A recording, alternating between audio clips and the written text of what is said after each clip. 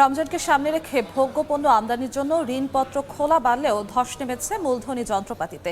রাজনৈতিক অনিশ্চয়তা, ব্যাংকের সহায়তা না পাওয়ায় নতুন বিনিয়োগ হচ্ছে না বলে অভিযোগ ব্যবসায়ীদের। যদিও ঋণ প্রাপ্তিতে সমস্যা নেই বলে জানিয়েছে বাংলাদেশ ব্যাংক। বিনিয়োগ না হলে কর্মসংস্থানে প্রভাব পড়ে সামাজিক অস্থিরতা বাড়ার শঙ্কার কথা জানালেন অর্থনীতিবিদরা। সাইফুল ইসলামের রিপোর্ট।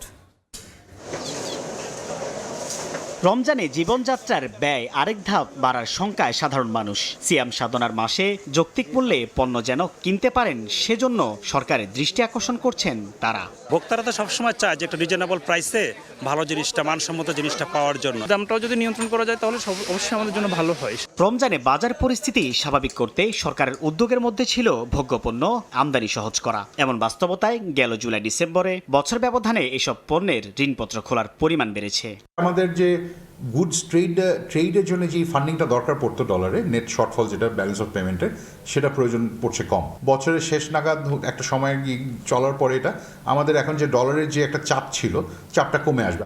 বাজারে পছন্দ মতো পণ্য কিনতে পকেটে থাকা চাই চাহিদা অনুযায়ী অর্থ। তার জন্য দরকার নতুন কাজের সুযোগ, কিন্তু বিনিয়োগে ভাটা পড়ায় সেই সুযোগ তৈরি হচ্ছে না।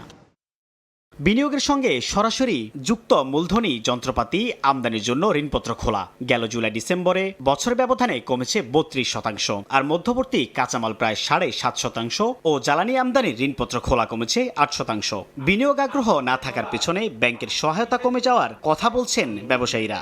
সরকার না চায়, যদি ব্যাংকে যদি সামর্থ্য না থাকে, তাহলে আমরা মূলধনী যন্ত্রপাতি আনবো কোথা থেকে? আমরা এখন যে সামান্য আপনি ইম্পোর্ট দেখছেন, সেটা হলো যে আগের যে পুরনো মেশিন আমাদের চলতে পারতেছে না, কোয়ালিটি আসতেছে না, প্রোডাকশন কমে গেছে, সেগুলোকে আমরা চেঞ্জ করে আসলে এখন যে যতটুকু ইম্পোর্ট হচ্ছে সেগুলোর জন্য।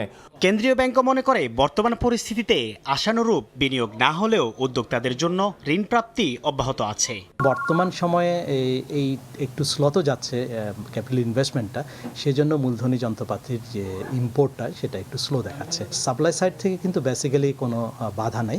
সংকট উত্তরণে সরকারকে যেমন বিনিয়োগ বান্ধব পরিবেশ নিশ্চিত করতে হবে, তেমনি ব্যাংকগুলোতে ঋণপত্র নিষ্পত্তি করার জন্য সহায়তার হাত বাড়িয়ে দেওয়ার কথা বলছেন অর্থনীতিবিদরা।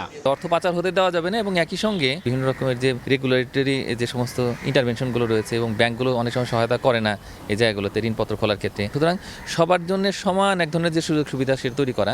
নতুন বিনিয়োগের জন্য মূলধনী যন্ত্রপাতি আমদানিতে ঋণপত্র খোলার হার কমলেও বাংলাদেশ ব্যাংকের তথ্য বলছে উৎপাদন ধরে রাখতে শিল্পের কাঁচামাল আমদানিতে এলসি খোলার হার বেড়েছে 9.5% ও নিষ্পত্তি হয়েছে 11%-এর বেশি।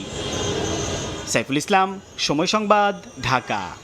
4 দশক ধরে আপনার ফাইন্যান্সিয়াল পার্টনার আইডিএলসি।